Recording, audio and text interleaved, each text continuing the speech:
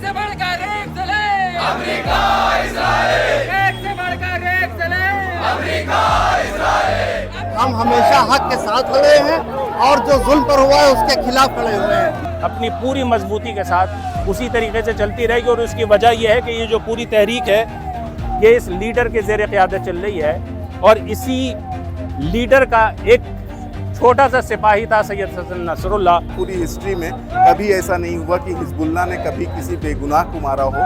हमेशा वो जालिमों के खिलाफ खड़े रहे। शहीद कभी मरता नहीं है, शहीद अमर होता है। शहीद जिंदा था, जिंदा है और जिंदा रहेगा। 27 सितंबर की रात इजराइल द्वारा लेबनान की राजधानी बैरूत पर किए गए हमले में हिजबुल्लाह के नेता हसन नसरुल्लाह की मौत हो गई। उनकी इस मौत के बाद मध्य पूर्व में स्थिति और भी ज़्यादा तनावपूर्ण हो गई है। इस हमले के जवाब में ईरान ने भी 1 अक्टूबर को इजराइल पर मिसाइल अटैक कर दिया। 28 सितंबर को हिजबुल्लाह द्वारा हसन नसरुल्लाह की मौत की पुष्टि के साथ ही दुनिया भर के कई देशों में इसके खिलाफ विरोध प्रदर्शन हुए। वहीं भारत के भी अलग अलग राज्यों में लगातार विरोध प्रदर्शन जारी हैं। इस बीच उत्तर प्रदेश की राजधानी लखनऊ में इस पूरे घटनाक्रम का एक व्यापक असर देखने को मिला। शहर के कई इलाकों में विरोध प्रदर्शन किए गए। इन एहतजाजी जलसों और विरोध प्रदर्शनों में महिलाओं और बच्चों ने भी भाग लिया। तो आइए जानते हैं कि लेबनान के एक नेता की मौत भारतीय समुदाय के लिए इतना क्या महत्व रखती है कि लोग सड़कों पर उतर आए हैं।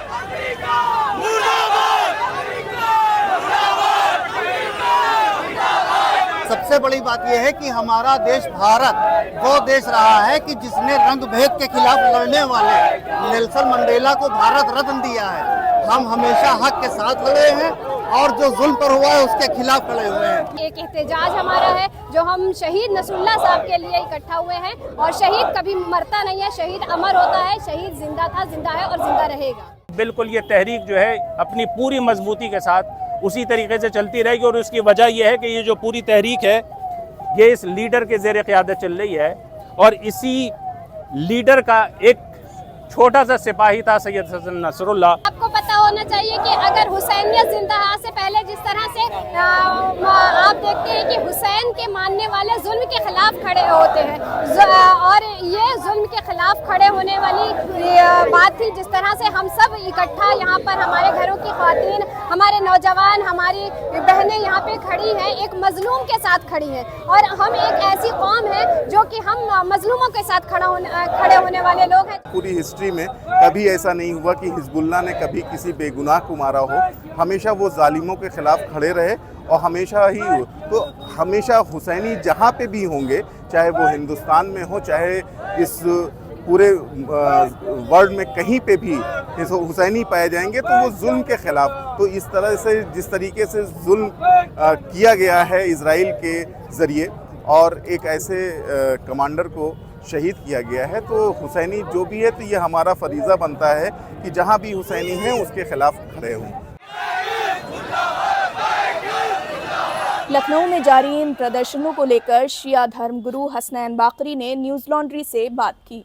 ये एक ज़ाहिर सी बात है, फितरत है इंसान की। चूँकि एक बड़ी तादाद जिसको हकीकत हाल का इल्म नहीं है, सही बात नहीं मालूम, लिहाजा वो लोग या तो मुखालिफत करें या खामोश है। लेकिन जिन लोगों को मालूम है, जो लोग हकीकत जानते हैं, एक फ़ितरत है कि जब इंसान को सही बात मालूम हो और जहाँ पर वाक़ईन कोई मज़लूम वाक़ हो तो उसके लिए उठता है। हसन नसरुल्लाह जैसे लोग हैं जिन्होंने वाक़ईन जुल्म के ख़िलाफ़ आवाज़ उठाई है, जुल्म के ख़िलाफ़ लड़े हैं। इन लोगों ने जुल्म का मुकाबला किया है। इन्होंने वाक़ईन अपने इलाके ही नहीं बल्कि दुनिया से जुल्म के ख़ात्मे की कोशिश की है। ये यकीन रहे कि इसराइल को अगर हिजबुल्लाह ने लबनान के अंदर और फ़िलिस्तीन के अंदर ना मुकाबला करके रोका होता तो इस वक्त इसराइल का जुल्म दुनिया के दीगर मुल्कों में पहुँच चुका होता। अब एक इंसान जब इंसानियत के लिए उठता है और क़ुरबानियाँ देता है, बिला तशबीह इस वक्त दुनिया के दिलों में, दुनिया वालों के दिलों में इमाम हुसैन के हवाले से एक जज्बा है। वहाँ मज़हब की क़ैद नहीं है, मसलक की क़ैद नहीं, मुल्कों की क़ैद नहीं है। इसलिए कि हुसैन इब्न अली ने इंसानियत के लिए क़ुरबानियाँ दी थी, मज़लूम थे और जुल्म के ख़िलाफ़ खड़े हुए थे, शहादत का जाम पिया था, जिसका एक असर है। आज भी लोग इमाम हुसैन से वाबस्ता हैं उनके सिलसिले में। चूँकि शिया मज़हब का एक पहचान है और बुनियाद है कि वो जुल्म के ख़िलाफ़ रहते हैं, मज़लूमीन के साथ ही रहते हैं, जिसको करबला लबनान में हसन नसरुल्लाह ने पेश किया।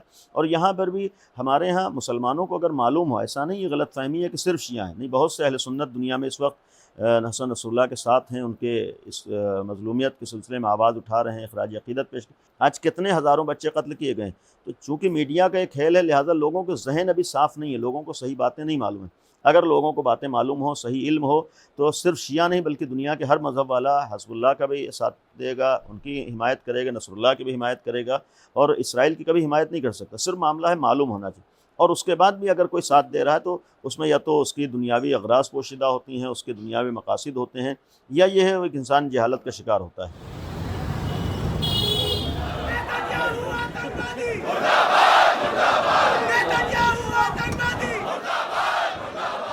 64 वर्षीय हसन नसरुल्लाह सन 1992 से हिजबुल्लाह का नेतृत्व कर रहे थे। वे ईरान समर्थित लेबनानी सशस्त्र समूह के तीसरे चीफ थे। बता दें कि 1982 में स्थापित हिजबुल्लाह का इजराइल के साथ पुराना संघर्ष रहा है। हसन नसरुल्लाह से पहले हिजबुल्लाह के चीफ अब्बास अल-मूसवी को भी इजरायली मिसाइल अटैक में मार दिया गया था।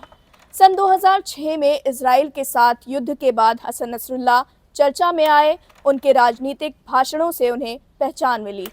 हालांकि आलोचकों ने नसरुल्लाह को ईरानी हितों के लिए लड़ने वाली शिया पार्टी के नेता के रूप में ही देखा। 2011 में नसरुल्लाह ने ईरान समर्थित राष्ट्रपति बशर अल असद के खिलाफ सीरिया में उठे विद्रोह को कुचलने के लिए लड़ाके भेजे थे। अक्टूबर 2023 में इजराइल फिलिस्तीन युद्ध शुरू होने के बाद हसन नसरुल्लाह ने हमास को समर्थन देते हुए टेलीविज़न भाषण दिया, जिसके बाद हिजबुल्लाह ने उत्तरी इजराइल में रॉकेट एक्सचेंज करना शुरू कर दिया। 19 सितंबर को दिए गए अपनी आखिरी भाषण में हसन नसरुल्लाह ने लेबनान में हुए पेजर अटैक को संबोधित किया था। बता दें कि हिजबुल्लाह को दुनिया के कई देश आतंकवादी संगठन मानते हैं, जिनमें अमेरिका और इजराइल समेत कई अरब नेशंस भी शामिल हैं। गौरतलब है कि भारत ने अभी तक हिजबुल्लाह को औपचारिक रूप से आतंकवादी संगठन नमोदिष्ट नहीं किया है, लेकिन भारतीय मुख्यधारा के मीडिया ने हिजबुल्लाह को आतंकवादी संगठन घोषित कर दिया है। प्रदर्शनकारियों ने मीडिया के इस रवैये पर भी सवाल उठाए हैं।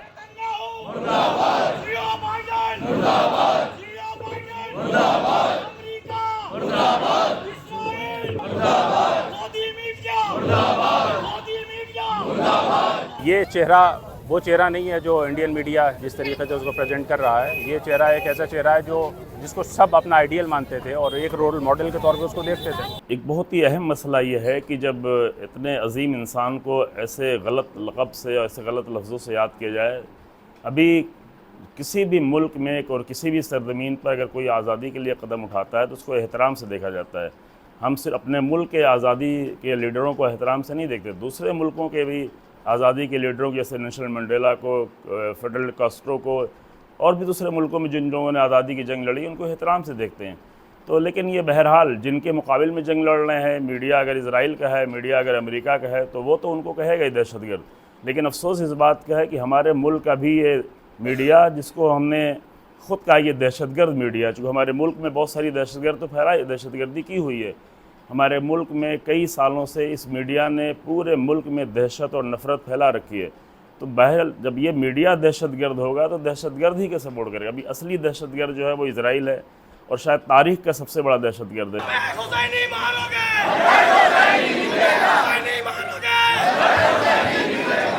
ये सिर्फ लेबनान के नेता नहीं थे, ये एक फ़िक्र के लीडर थे, एक तहरीक के लीडर थे। वो तहरीक जो इस वक्त दुनिया के सबसे बड़े दहशतगर्द नेटवर्क के ख़िलाफ़ जारी है। 7 अक्टूबर 2023 को हमास द्वारा इजराइल पर किए गए हमले के बाद से जारी इस जंग को लगभग 1 साल होने को है। 1 साल से जारी इस जंग में अब तक 43,000 से ज़्यादा लोग मारे जा चुके हैं, जिनमें 116 पत्रकार और मीडिया वर्कर्स भी शामिल हैं। ऑक्सफैम की एक रिपोर्ट के अनुसार पिछले 2 दशकों में इजराइल द्वारा गाज़ा में किए गए इस हमले के बाद मारे गए महिलाओं और बच्चों की संख्या सबसे ज़्यादा है। ये जंग अब युद्ध के मैदान से आगे बढ़ चुकी है। अपने समय की इस सबसे बड़ी घटना को कवर करने के लिए न्यूज़ लॉन्ड्री की टीम ग्राउंड ज़ीरो पर मौजूद है और लेकर आ रही है एक ऐसी कहानी जो भारतीय मीडिया में लगभग अदृश्य है। इस संघर्ष से जुड़े हर पहलू को कवर करने के लिए आप हमारी मदद करें। बिना प्रायोजकों और बिना विज्ञापनों के केवल आप ही इसे संभव बना सकते हैं। इसलिए न्यूज़ लॉन्ड्री को अपना समर्थन देते रहें। शुक्रिया। आपको उन मीडिया संस्थानों को समर्थन देना होगा जो सरकारी विज्ञापनों पर निर्भर नहीं है। न्यूज़ लॉन्ड्री ऐसा ही मीडिया प्लेटफॉर्म है। हम किसी से विज्ञापन नहीं लेते। न्यूज़ लॉन्ड्री को सब्सक्राइब करने के लिए newslaundry.com/subscription पर जाएं और अपने मन मुताबिक राशि चुनें। न्यूज़ लॉन्ड्री को सब्सक्राइब करें और गर्व से कहें, मेरे खर्च पर आज़ाद हैं खबरें।